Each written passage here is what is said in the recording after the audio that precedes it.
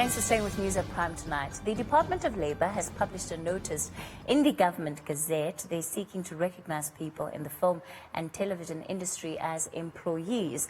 The South African Guild of Actors has been calling for reforms, particularly in that creative industry, for some time. Their plight highlighted earlier this year when actress Vatiswa Ndara penned an open letter to the Minister of Arts and Culture raising concerns about bullying and exploitation.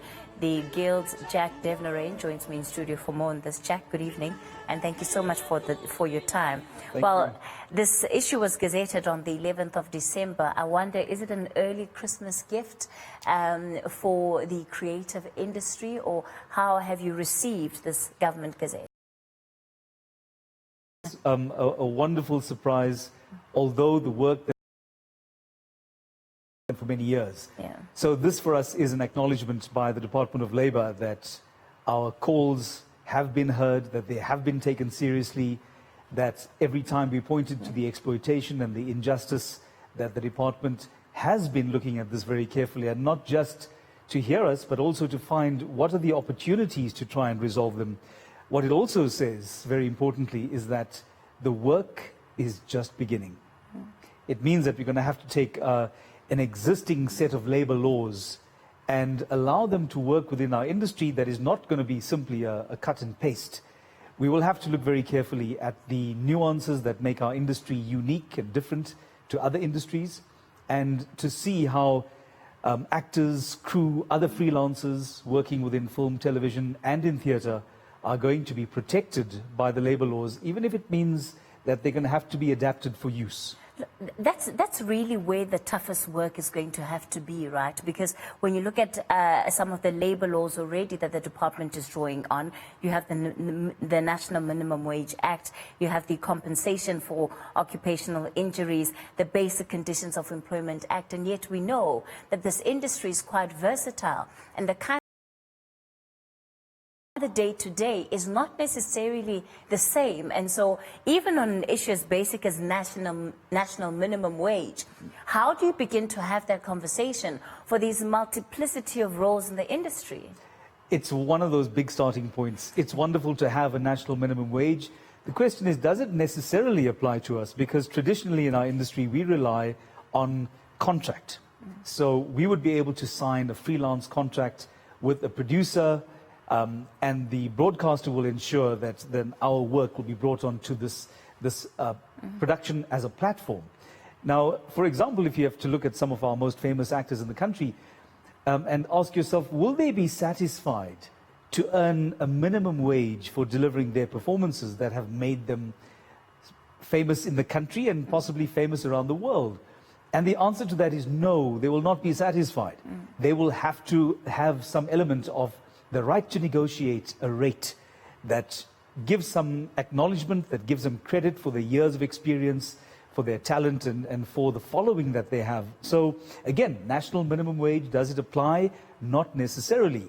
We need to be able to adapt that so that people who are at their prime, who are earning the kind of money that they should be earning, especially when you look at the equivalent rates that should be applied to actors of their stature in other industries around the world, they should be earning some seriously good money. So where then does that rate come from? Does it come from the national minimum wage? No. It comes from the right to negotiate the contract, and that's just for starters. How we're going to have to adapt this so that it's not necessarily cut and paste. But even when it comes to that rate, of course, what you're talking about is something and is a process that is awfully subjective at times, and the precedent that has been set in the country is one that actors are currently complaining about. So how do you think you'd be able to move that conversation to the next level while still enshrining and ensuring that these rights, these newly attained rights, would still be protected? It might be a distraction to start the conversation off with the national minimum wage. What we should be doing instead is to look at where the exploitation and the injustice happens.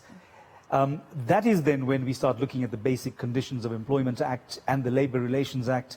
These are two important pieces of labour law that helps to regulate the rights and the obligations of employees and employers in the workplace. And this is where we find that freelancers within the film, television and theatre industries are not being protected.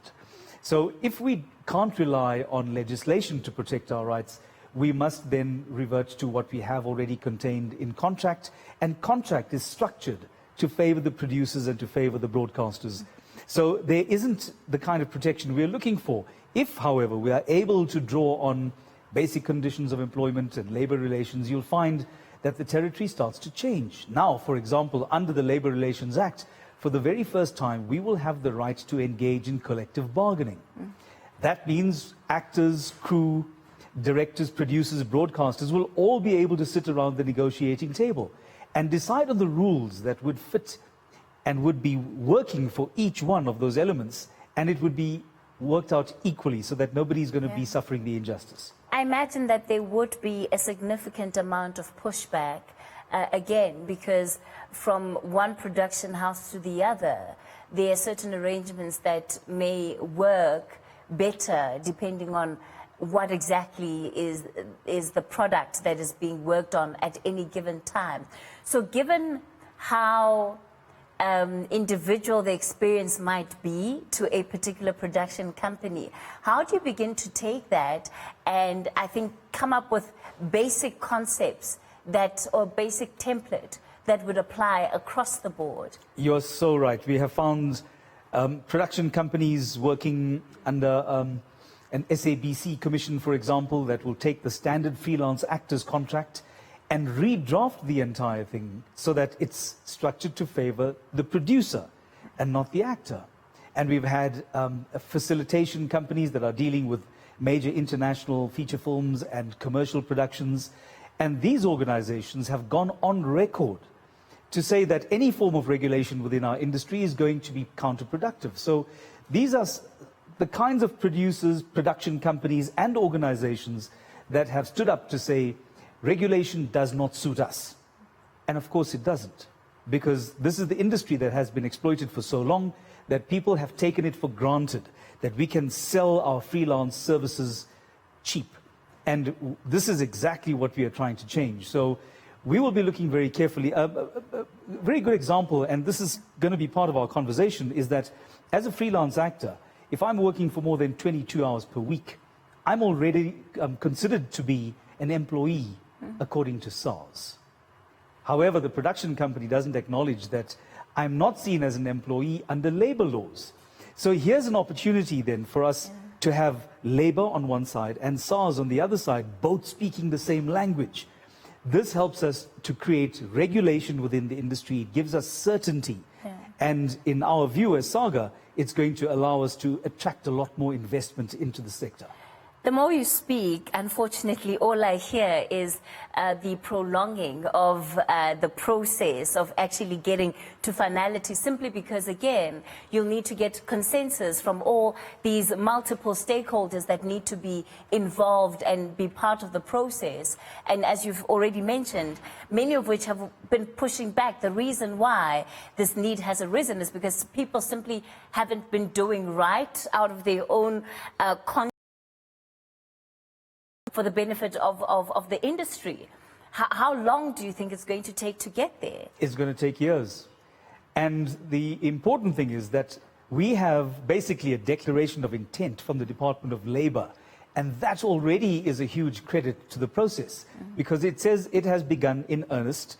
And I think this is a wonderful opportunity for us to hear the submissions that will be made by organizations like SAGA, like the PMA, like SASFED, like the IPO, the Independent Producers Organizations. And we want to identify those organizations that are in favor of the minister's proposal and those that object to the minister's proposal. That's going to be very helpful in us deciding on the way forward, because ultimately South Africa stands as an anomaly along the rest of the world in terms of our industry and the lack of formal regulation through statute. When one looks at what would be included in those benefits, right, and the extent to which many people, again, in the industry take work on a freelance basis, you've got things like annual leave and paid annual leave, maternity leave, sick leave. These are of course, all issues that currently are not covered, but to the extent that things like annual leave and paid annual leave is an option, how do you see that going down with production houses who are saying, well, if you're not on the job and we can't shoot, we simply hands? Absolutely right. And this is why it's important for us as Saga to say we have to continue the conversations with production companies and with broadcasters, because we are not sitting here saying that it's going to be an automatic process where labor laws can exist in a replicated form within our industry. We are saying on record that these labor laws will have to be adapted. So, of course, it will mean that there will have to be a lot of back and forth and negotiation. Yeah. We're the first ones to say, if a voiceover artist, for example, is going into studio to record a 30-second radio advert, and all they're doing is that they're using their voice, they spend a maximum of maybe 30 minutes in that studio. Does that voiceover artist, do they then have all labor laws applied to them in that instance? And logically, it cannot be. So how then do we adapt it so that this person is protected in some way, that they are not being exploited in the ways that they have been traditionally? How do we adapt leave, as you point as an example? If I'm contracted to a production for 3 months, to what extent am I allowed to apply for leave or to take sick leave? And these are not automatic answers. This is the start of the process, and I think the minister has kicked it off. Look, I think you certainly have your work cut out for you as an industry, and we'll be waiting then to look at the submissions that yourselves and other organizations will be making to the Department of Employment and Labour. And of course, they have 60 days to make those submissions. And as you hear, it's not a process that's going to happen independently. It'll certainly need the buy-in of multiple stakeholders, at least to get it off the ground. But certainly an important conversation for the creative industry in South Africa. We'll take a short break. After this, we're in conversation with the CRL. We're talking about those initiation deaths that have taken place. 20 young men losing their lives already this summer. How exactly are they going to bring an end to the killings?